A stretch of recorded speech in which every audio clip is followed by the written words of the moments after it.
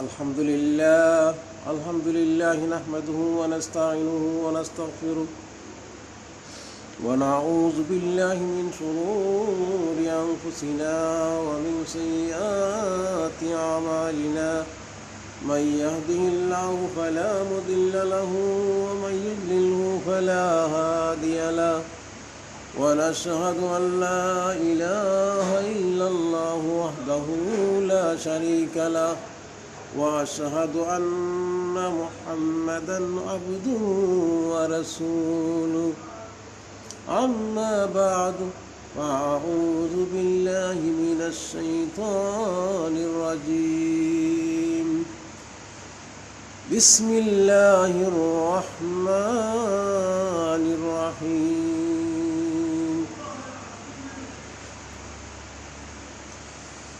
আল্লাহ রাব্বুল আলামিন আপনার আমার জন্য এই পৃথিবীতে যুগে যুগে নবী রাসূল প্রেরণ করেছেন। রব্বুল আলামিন মানব জাতির কল্যাণের জন্য, মানব জাতির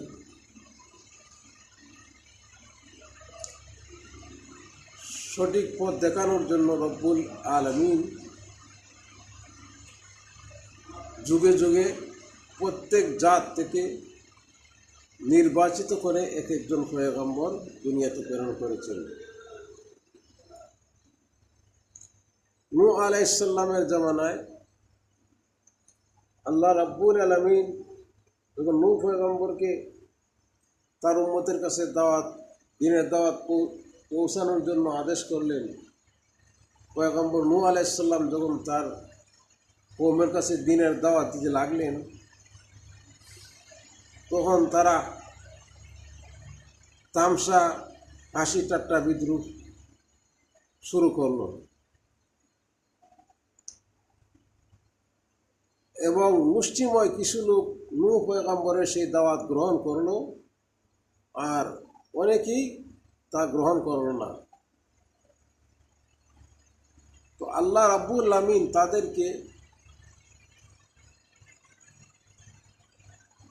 শিক্ষা দেওয়ার জন্য আল্লাহ রাব্বুল আলামিন এর পূর্বে, আমাদের নবী আসার পূর্বে অনেক জাতিকে আল্লাহ রাব্বুল আলামিন দুনিয়া থেকে নগদ আযাব এবং গজব দিয়ে ধ্বংস করেছেন।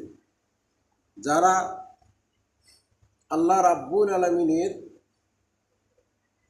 পয়গম্বরদের সাথে তারা রং তামসা করেছিল এবং অবিশ্বাস করেছিল, তার প্রতিফলন আল্লাহ রাব্বুল আলামিন সাথে সাথে ঘটাইছেন এবং তাদেরকে ধ্বংস করে দিয়েছেন। ঠিক তেমনিভাবে নূহ পয়গম্বরের উম্মতগুলির ব্যাপারে আল্লাহ রাব্বুল আলামিন যখন দেখলেন যে নূহ পয়গম্বরের উম্মতগুলি নূহ পয়গম্বরকে নিয়ে তারা হাসি তামসা ঠাট্টা বিদ্রূপ শুরু করেছে, আল্লাহ রাব্বুল আলামিন বললেন, হে নূহ, তুমি একটা নৌকা বানাও, কিস্তি বানাও। পয়গম্বর নূহ আলাইহিস সালাম একটা কিস্তি বানালেন। কিস্তি দেখার পর তারা আরও যেন হাসি তামসায় মেতে উঠল।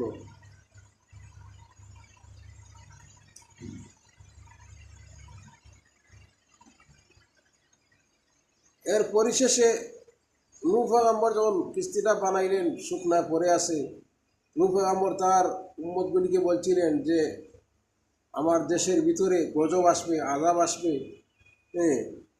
আমি যখন ডাক দিব তখন সবাই নৌকায় চলে আসো যদি বাঁচতে চাও। তখন তারা আরও হাসি ঠাট্টা বিদ্রূপ করলো যে নূহ পয়গম্বর সে নাকি আল্লাহর পয়গম্বর এবং তার মাথায় দোষ ধরেছে, সে পাগল হয়ে গেছে, শুকনার ভিতরে নৌকা একটা বানায় রাখছে, বলতেছে প্লাবন আসবে। এখন এই নৌকার ভিতরে যে তারা পেশাব পায়খানা করলো, নৌকাটা পুরা ফুল ভরিয়ে দিল। অন্য এক ব্যক্তি ছিল, ও তাদের মতনই পেশাব পায়খানা করার জন্য এই নৌকায় আরোহণ করলো এবং নৌকায় চড়লো। চড়ার পরে যখন পা পিছলে যখন এই নৌকার ভিতর পড়ে গেল, তখন এই ময়লা থেকে ওঠার পর তার চক্ষুটা ভালো হয়ে গেল। যখন এই সংবাদ নূহ পয়গম্বরের উম্মতের কাছে পৌঁছে গেল, তখন দল ভেদে সবাই যার যে পাত্র আছিল সব সেই ময়লাগুলি পরিষ্কার করে দিল।